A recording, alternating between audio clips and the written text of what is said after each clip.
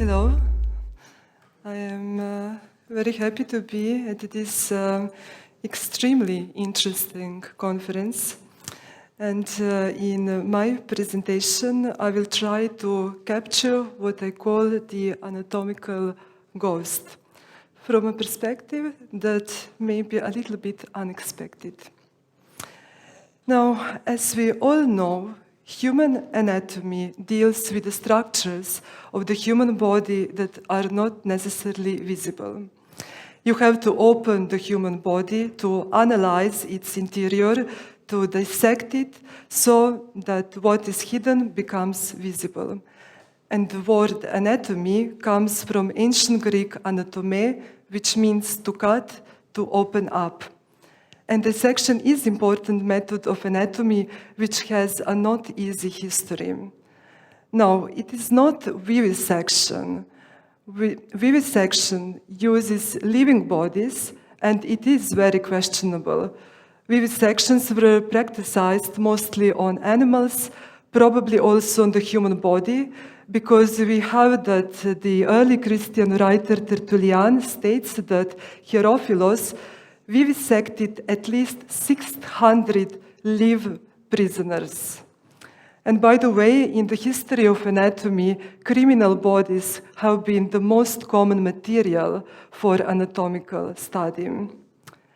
But dissection is not vivisection, and the discomfort coming from human dissection is precisely that it uses dead human bodies. So you have to be able to deal with the dead human body. And of course, with the various taboos associated with the dead body. And for that reason, it is possible to quickly connect one way or another the esoteric and occult with medical fields. And especially when it comes to historical times when medical knowledge did not have the status of objective knowledge that it enjoys today. Neoplatonism and Gnosticism, for example, explored the human body as a universe and in connection with spiritual transformation. During the Renaissance, alchemy combined esoteric beliefs with empirical observations. And of course, we have exorcism. Exorcism was often intertwined with healing practices. Many illnesses were believed to be caused by demonic possession or evil spirits, and exorcism was considered a way to cure this condition. Some believe that this influenced early medical practices, especially those related to mental health.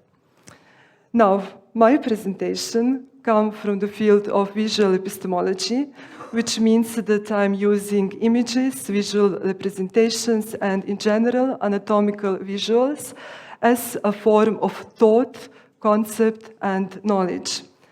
And as you will see in the following, historical European anatomical illustrations show not just human anatomical body from the view of empirical medical research, but also in the context of mythological, religious, and thanatological motifs.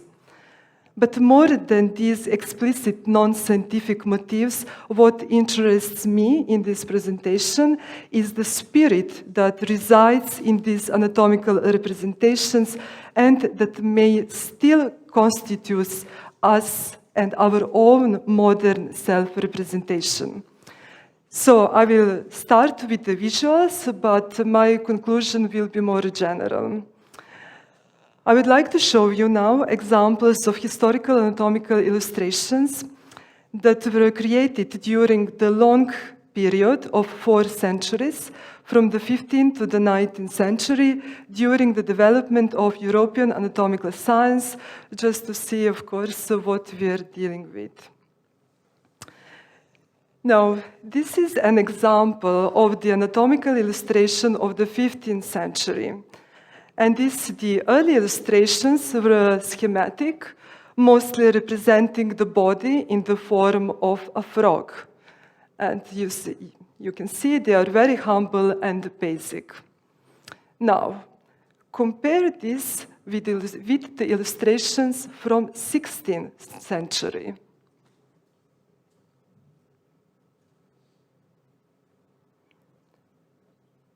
Those are anatomical illustrations from the book De Humani Corporis Fabrica, which is the revolutionary work of the greatest anatomist at the time, Andreas Vesalius, from the 16th century. And this capital book, which actually means of the structure of the human body, opened a new era in the history of biology and medicine, reforming anatomy into an objective scientific discipline based on direct empirical observation and the human body dissection. And the Humani Corporis Fabrica is a masterpiece in yet another important aspect. As you can see, it contains rich and exceptional illustrations of the dissected human body, including the work of the artist Jan von Kalkar. And yes, Renaissance illustrations were usually a result of mutual collaboration between anatomists and artists. And I will show you some of them. So it is obvious that the anatomical illustrations from 16th and 19th century offered amazing depictions of the human anatomical body, which differ significantly from the anatomical illustrations of the 15th century. Because, look at them. This skeleton, he poses for the reader.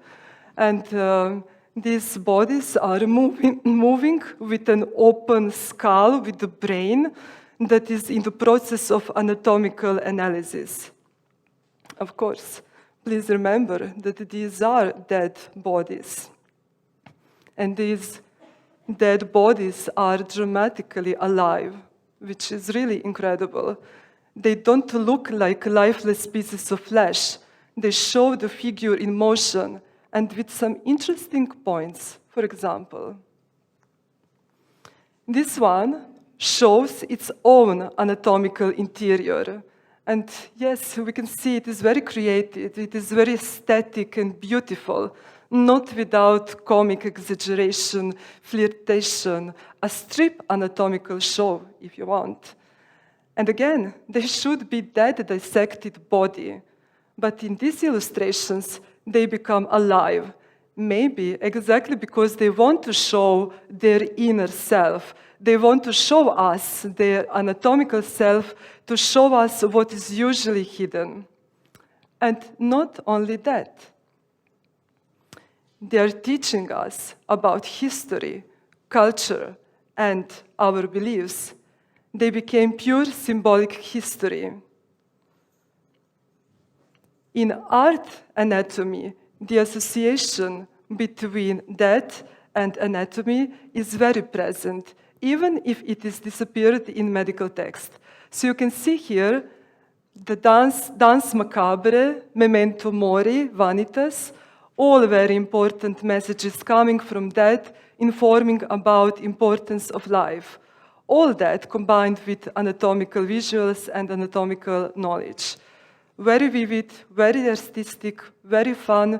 The human body is depicted in dramatic positions in natural, educational, as you can see, or mythological setting.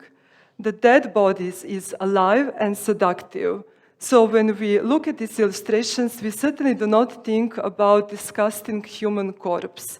The body represented as a microcosmos, a living entity with exposed, open, dissected organs in very much close relation with religious and mythological motifs of death, ecstasy, etc. And it is interesting that the analysis done by Thomas Mitchell in the book What Do Pictures Want fits very well at this point. The author explores the extent to which the life of images expresses itself in terms of hunger, need, demand. Does images have a power to influence us, to demand things from us, to seduce us and lead us astray? And the author wants to grasp both sides of the paradox of the image, that it is alive but also dead. Meaning, not just the classical opposition between alive and dead, but the negation of the negation, the return or arrival of life in the non-living substance, basically the undead. Thus, the author offers a new look at the image as such, where the uncanniness of the image comes into play. As he said, quote, "Images have a spectral, corporeal, as well as a spectacular presence. They are ghostly semblances that materialize before our eyes or in our imaginations." And in the case of anatomical images, this formal property of the image is complemented by a content one. By representing an anatomical body, we are dealing with something that is alive and dead at the same time. A dead body that is represented in its liveliness, but also a dead image that is supposed to make the knowledge of a dead human alive. And now we are in the end of the 18th century. So, you can see that something changed. A new style appeared in anatomical illustrations, which demanded that all aesthetic elements be abolished. The body cannot be just beautiful, alive, and dramatic. It has to be realistic, which maybe means to be ugly. All those non-scientific and aesthetic elements will disappear from the middle of the 19th century, where the body will be presented fragmented and realistic. And the ideal of the new visual representation of the human body will be the non-aesthetic scientific realism that still dominates anatomy today. The rhetoric of the real thing that is more objective. And here, represented bodies look maybe more dissected and anatomical. Now, what about this? The Body World exhibition. And yes, surely some of you have already been to these exhibitions. Are these exhibitions a continuation of the modern scientific view? Organizers of the exhibition do say that they will introduce us to the secrets of the human body. They do insist on the educational value. Is that all?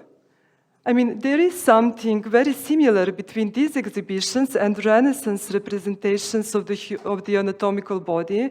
They look all very much alive. They pose, they are here to look at them.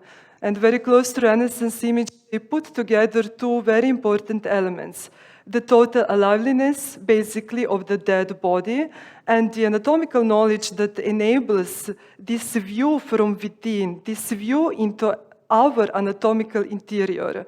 And that is what makes it so spectacular. It is a feast for the eyes.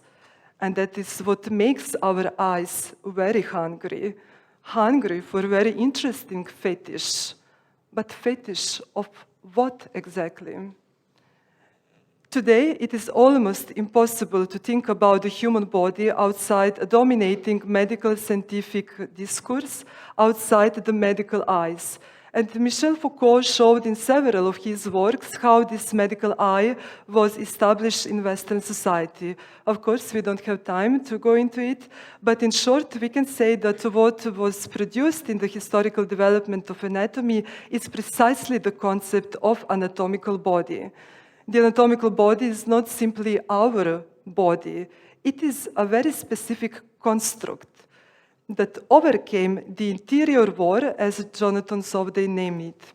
From the perspective of exterior and interior, the body interior is hiddenness as such. In this sense, the body is the perfect object of occultism, which deals, of course, with hidden structures.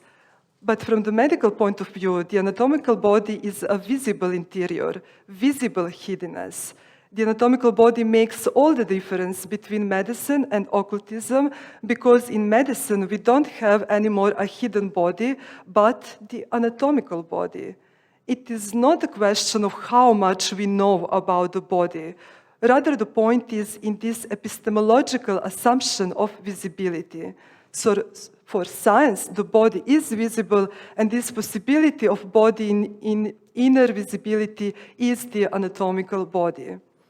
Visibility that looks also like this.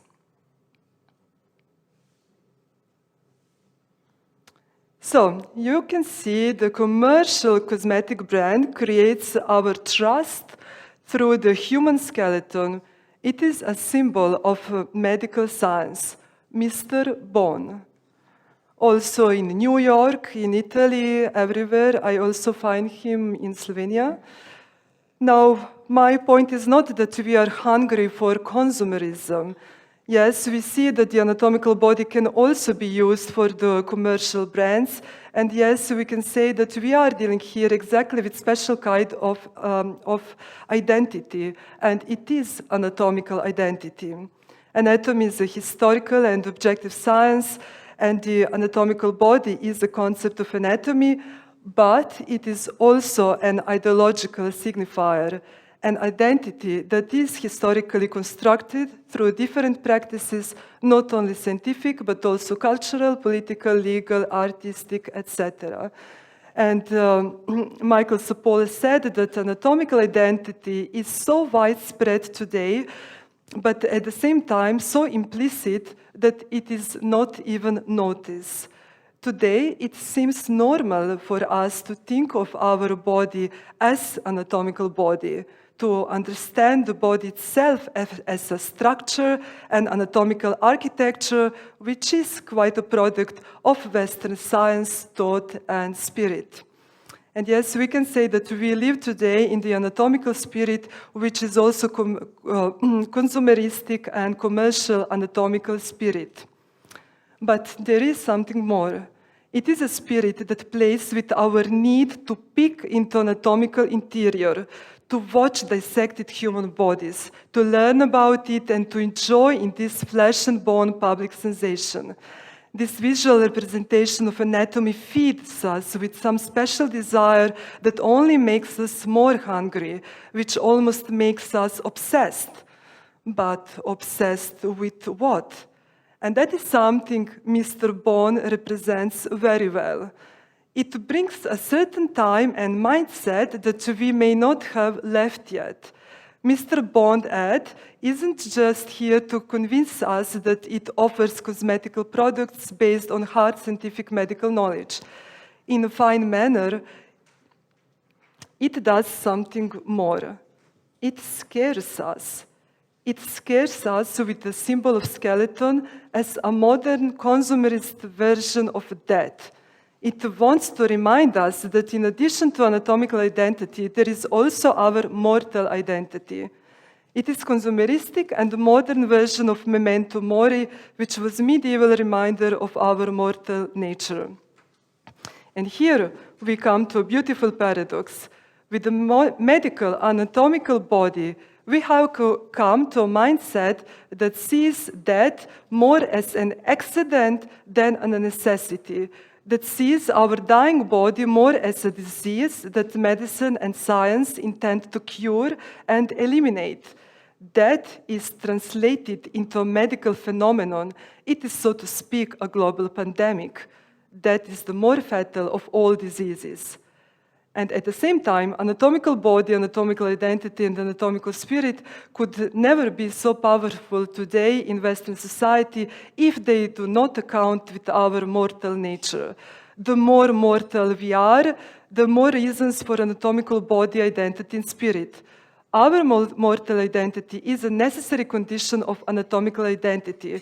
Our mortal ontology is a necessary condition of anatomical ontology, and our mortal body is a necessary condition of immortal spirit that today enjoys anatomical spirit. But this is not just causal condition, it is conditioned that conditions in a very specific way to suppress, to hide, and to scare. And anatomical identity rests on the assumption that it can overcome our mortal identity, while at the same time it cannot exist without this identity. Without a mortal body, there is no anatomical spirit. This means that anatomical identity can dominate only if it suppresses mortal identity, but never definitely. It leaves it present in this non-presence enough to frighten us. In this way, we are invited to never abound anatomical identity as a safe place. And maybe it looks like this. So, to conclude, the fact is that we are mortal, but this fact is transformed through the anatomical filter into something else, into something that is no longer so factual and substantial. It is something that is more like a reminder, it is ghostly, and something that has a role to provoke fear. There is always this haunting trace, the trace of our mortality, that anatomical spirit uses it and translates it in our own anatomical ghost. Anatomical visuals can be seen as a special form of episteme, but episteme that is never completely indifferent. And my point is not against medical science, but rather to point to a certain transition that occurs in the perception of our subjectivity when we filter it through anatomical perception. In Renaissance anatomical illustrations, death is present together with anatomical knowledge.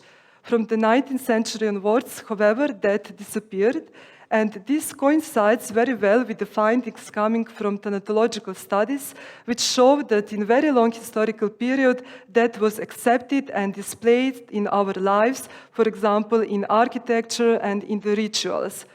But in modern times, something has happened, something that is also indicated by the anatomical illustrations, which excluded all non-scientific elements. Dead motifs are no longer presented.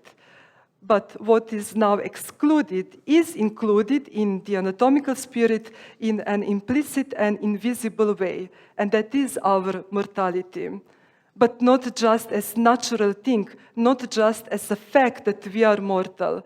No, our mortality has doubled. In the anatomical spirit and through the anatomical filter, mortality has become ghostly. It is haunting trace with which we have to find almost an individual way to deal it, perhaps with our own mini-esoteric and spiritual practices. And that is why I wonder if anatomical ontology could be turned into anatomical hauntology. Anatomical hauntology, which is not affected with a past that refuses to die, but with the eternal present of our own mortal ontology. Thank you.